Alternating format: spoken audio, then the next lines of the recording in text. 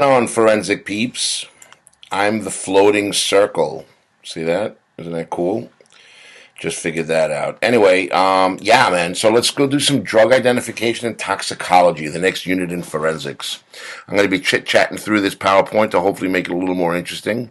And then, of course, there's a couple questions that I'd like you to answer. All done by the end of the week. Okay? Hope everybody's good out there. You always know how to get a hold of me if you need to chat, rap, whatever. So let's begin. Drug identification and toxicology. Whoops. Let's see what happens here. Cool. So this is the purpose of the unit. You could always rewind this or pause the video in order to take some of this information down for your notes. Just get a piece of scrap paper so you'll have the ability to go ahead and answer the question. So here's some of the things that we're going to do. I have this mint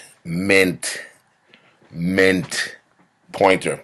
Identify the 5 types of controlled substances. Relate signs and symptoms of overdose with a specific class of drugs or toxins. Describe the role of various types of toxins in causing death. Discuss agents that may be used in bioterrorism. Woo. Define and describe the goals and practice of toxicology, in particular forensics toxicology. So what exactly is forensic toxicology? Here's your official definition. Take a minute and just jot some of that down.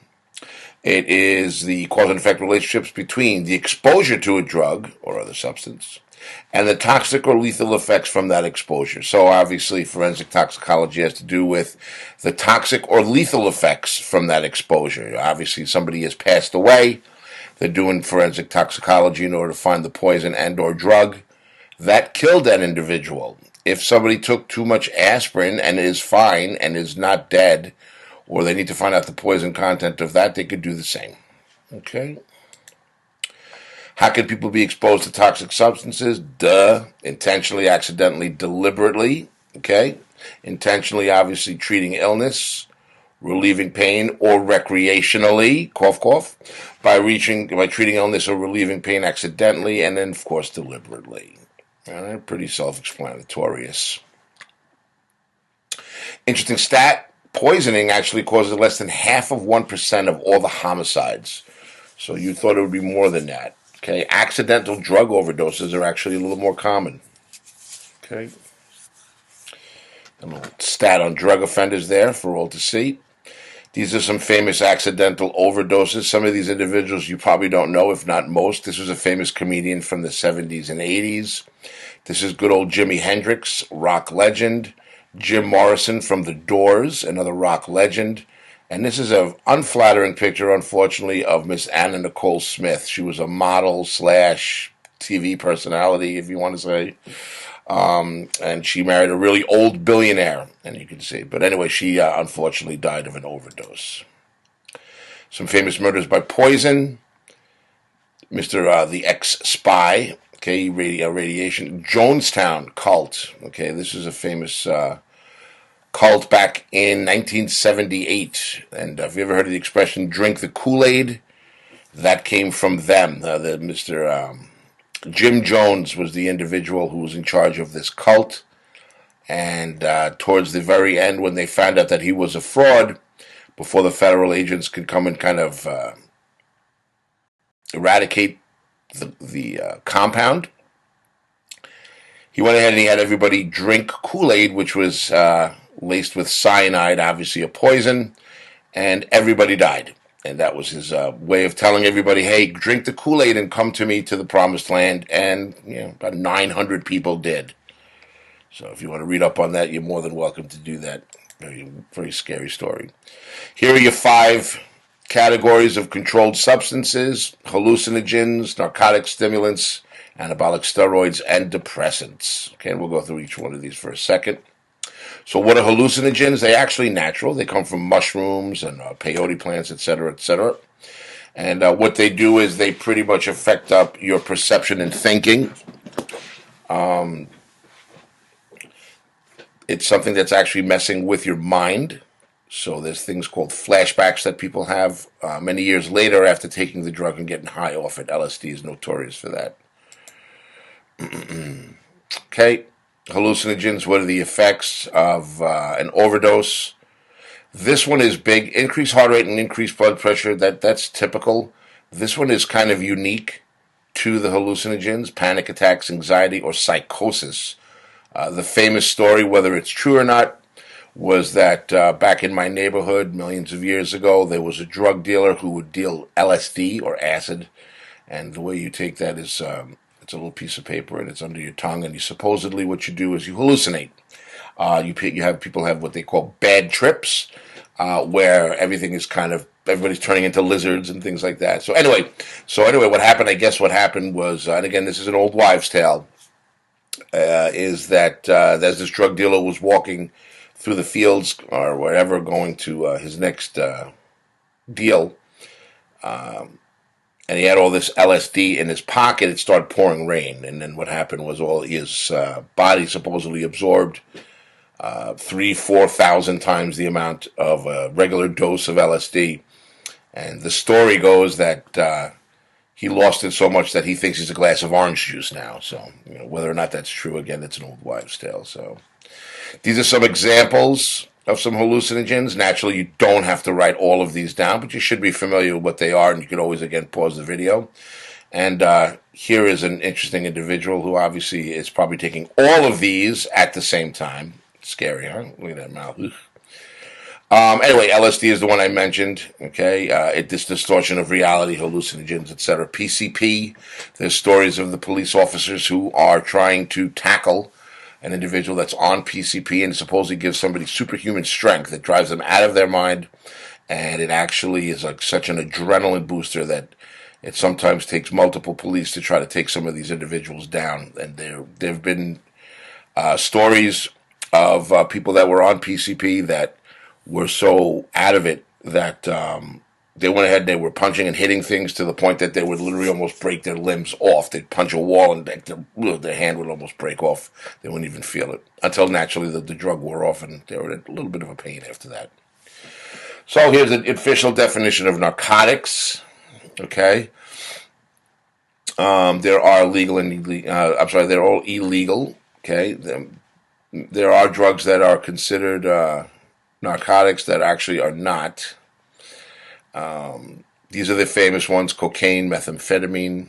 Okay, they're stimulants, but they're actually opposite of narcotics. Okay, so the term narcotic, this is your takeaway here, is often applied to all illegal drugs, especially in the law enforcement field. Okay, there's a generalization of that.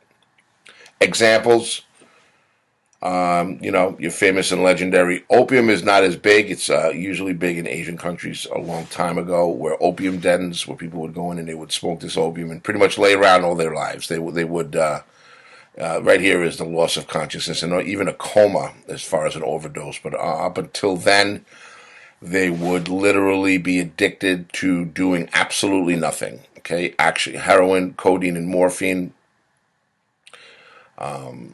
Everybody's familiar with that, as well as the vomiting, the sleepiness. Methadone that gives you this. These are your drug overdose characteristics. Oxycodone is the same as your OxyContins, which unfortunately are legal but are highly abused. A lot of oxycodone addicts, what they'll do is they'll unfortunately go to multiple doctors, get multiple scripts, and that's how they keep up their habit. When they can't afford to do that, it's a gateway into heroin, which is a lot cheaper and unfortunately sometimes more easy to get from the streets. And that's pretty much the scoop on that guy. All right, let's move on. Stimulants, okay, 5-hour energy. I've been guilty of drinking that as well. Is it a drug? Anything that alters your consciousness in any way, shape, or form is certainly a drug. So, although this only has like one caffeine that's equivalent to a cup, no sugar, etc., it's actually a lot of vitamin B, and that's what gives you the alertness. Okay, I've stopped drinking that as well because at the end of the day, it's definitely not that healthy for you.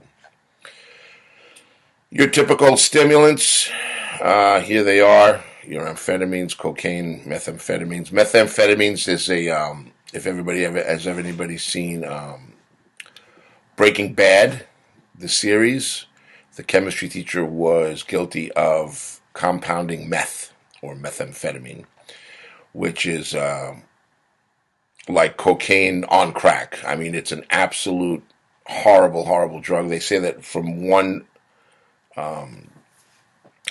dose, you could actually sometimes get addicted from that. People up for 4, maybe 5 days at a time, and then just passed out for a couple of days after that. There's stories of what happens is as a nice, and I use that obviously sarcastic side effect. What happens is when you come down from the methamphetamine, come down from that high, your body is so tweaked out and looking for more that you start thinking that there's little things on you, and you start picking at your skin. And there's been stories of police who have found meth addicts who have literally picked the flesh off their skins. There's something called meth mouth. If anybody has seen the Tiger King episodes, and the reason for meth mouth, or teeth falling out, I always thought that it had to do with the fact that the drug itself is actually deteriorating your gums. But supposedly, meth mouth is that meth addicts have a huge sweet tooth from this, as a result of the drug, and they eat too much sweets, and that's what deteriorates their teeth. So that's a little. Everybody knows, unfortunately, Whitney, and then some of these guys here. Of course, you know them as well. You may not know her. Amy Winehouse, she was unfortunately a cocaine addict. Anabolic steroids, I don't believe this is a real picture. It could be blown up. And that's, of course, very popular in weightlifting as well as any sports, right? People who have done steroids often get very, very cranky as well. Their psychosis is almost similar to a cocaine addict. And naturally, it's incredibly, incredibly poisonous to your body. All these examples you may have saw. Andro is a big one. Testosterone is actually the hormone of the male, and people just directly inject that in there. Okay, and here's like a little depiction of the sports. Depressants are exactly what they sound like. Okay, causes drowsiness, relaxation, sleeping pills, pain pills, things like that. Ethyl alcohol is alcohol. It's drunk. It's when, this one, I prefer whiskey classic, right? So a lot of people don't realize this, but alcohol is a depressant, okay, not a stimulant. Everybody has a drink or two and they start feeling quote unquote better and going out there and asking the girl to dance, etc., etc. What it does is it releases your inhibitions, falsely, of course, and it literally just it would make you. Most alcoholics are incredibly depressed as well, right, because of the result of the drug. Finally, barbiturates, excuse me, downers. These are pills that are taken. Suppressed REM sleep, and rapid eye movement is REM. That's the sleep. That's the initial sleep where your eyes are literally going back and forth like this before you actually hit the alpha and beta waves of the sleep, which are deeper sleep. Pheno, that's big nowadays, unfortunately, as well. Another type of depressant, don't get too on the name. This is, again, a little more Xanax. Everybody's heard of that. Valium is more something that was big. Lots of drugs that are the same in different flavors and different forms are based off of the years sometimes, like different decades where drugs are more.